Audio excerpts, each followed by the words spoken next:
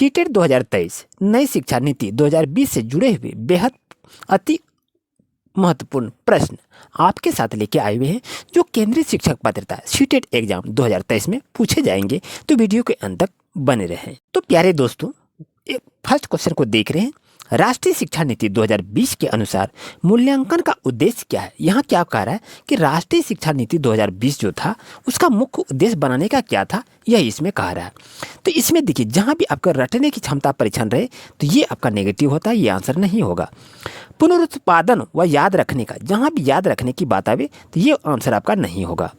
बच्चों को सीखने की प्रक्रिया में मदद करना, तो ये आपका आंसर सही होगा। और पूरे देश में बच्चों की तुलना करने के मापदंड, जहाँ भी मापदंड का क्वेश्चन आवे तो वो आंसर आपका नहीं होगा। तो प्यारे दोस्तों, इस क्वेश्चन का सही आंसर आपका क्या होगा, तो ऑप्शन नंबर सी आपका सही रहेगा। नेक्स्ट क्वेश्चन की बात करें तो राष्ट्रीय शिक्षा नीति 2020 के अनुसार विद्यार्थी का रिपोर्ट कार्ड जो अभिभावक को दिया जाएगा वह क्या रहता है। मानक संदर्भित परीक्षण पर आधारित होता है, या मापदंड संदर्भित परीक्षण पर आधारित होता है, या विद्यार्थी के प्रदर्शन को उनके सहपाठियों से तुलना के रूप में प्रस्तुत करें, या विद्यार्थियों की प्रगति व विशिष्टता को प्रतिबिंब करते हैं।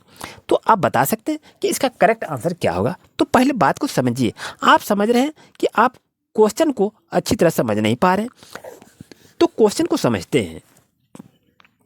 राष्ट्रीय शिक्षा नीति 2020 के अनुसार विद्यार्थी का रिपोर्ट कार्ड जो अभिभावक को दिया जाएगा वह क्या होगा। तो उसमें देखिए, मानक संदर्भित से कोई मतलब नहीं है, ये आपका नेगेटिव होगा। मापदंड से इसका कोई मतलब नहीं होता है। विद्यार्थी के प्रदर्शन को उनके सहपाठियों से तुलना क्यों करेंगे, जहाँ भी तुलना रहेगा तो वो नेगेटिव वर्ड होगा, तो वो आपका आंसर नहीं होगा। और याद, विद्यार्थी की प्रगति यानी विद्यार्थी कैसे सीखा, क्या समझा, वो उसका किस तरह से अंक को प्राप्त किया, उसकी विशिष्टता को प्रतिबिंब करता है, उसको वो छायांकित करता है। तो ऑप्शन नंबर डी प्यारे दोस्तों आपका सही आंसर होगा। नेक्स्ट क्वेश्चन को देख रहे हैं कि सामाजिक आर्थिक रूप से वंचित समूहों के छात्रों का अवधारणा सुनिश्चित करने के लिए राष्ट्रीय शिक्षा नीति 2020 प्रस्तावित करता है कि पाठ्यचर्या और शिक्षा शास्त्र क्या होना चाहिए। तो परीक्षा पर केंद्रित, जहाँ भी परीक्षा पर केंद्रित हो वो आपका नेगेटिव होता है, वो आंसर नहीं होगा। पाठ्य पुस्तक पर केंद्रित जहाँ भी रहे वो आपका नेगेटिव होगा। और संलग्न और संदर्भित हो और मानकीकृत व एक रूपी हो, तो आप बता सकते हैं कि इसका आंसर सही क्या होगा। मानकीकृत व एक रूपी ये तो होना ही नहीं चाहिए। इसका ऑप्शन क्या होगा, ऑप्शन नंबर सी आपका सही रहेगा।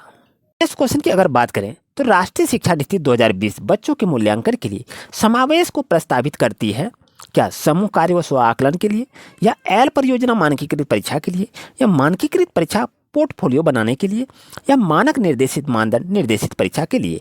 तो आप बता सकते हैं कि इसका आंसर क्या होगा। पहले आप आंसर को गैस कीजिए, तभी आपको हम बताएंगे। तो देखिए क्या कहता है कि बच्चों के मूल्यांकन के लिए हमें क्या करना चाहिए। आप एल परियोजना का मानकीकृत परीक्षा देंगे, नहीं। मानकीकृत परीक्षा पोर्टफोलियो बनाएंगे, नहीं।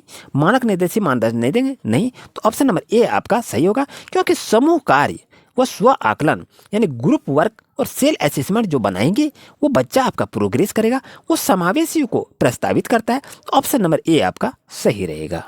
नेक्स्ट क्वेश्चन की अगर बात करें कि राष्ट्रीय शिक्षा नीति 2020 में प्रस्तावित बदलाव क्या है। The shift proposal the national education policy 2020 is from. तो इसका क्या होगा, मानकीकरण से लचीलापन होना चाहिए, रचनात्मक मूल्यांकन से योगात्मक मूल्यांकन होने चाहिए, या संरचनावाद की समझ से परीक्षा के लिए सीखना चाहिए, या बहुविषय से कठोरता की ओर। तो आपको बताना है कि इसका आंसर क्या होगा। तो प्यारे दोस्तों याद रहे, यहाँ देखिए मानकीकरण से लचीलापन ये आपका होना चाहिए, ये आपका करेक्ट आंसर होगा। दूसरों को देखते हैं, रचनात्मक मूल्यांकन में योगात्मक मूल्यांकन, ये योगात्मक मूल्यांकन से कोई मतलब नहीं है, ये 2020 प्रस्तावित एनसीएफ नहीं बचाता है। और संरचनात्मक की समझ में परीक्षा के लिए ये परीक्षा से कोई मतलब नहीं है। और बहुभाषी से कठोरता ये भी आंसर नहीं होगा। तो ऑप्शन नंबर ए आपका प्यारे दोस्तों सही होगा। अगर ये वीडियो आपके लिए अच्छा रहा तो वीडियो को लाइक कीजिए, चैनल को सब्सक्राइब कीजिए और मन लगाकर स्टडी कीजिए। अगर किसी तरह की किसी भी विषय में आपको समस्या आवे तो अभी तुरंत कमेंट करें। थैंक यू, मिलते हैं न्यू क्लास में।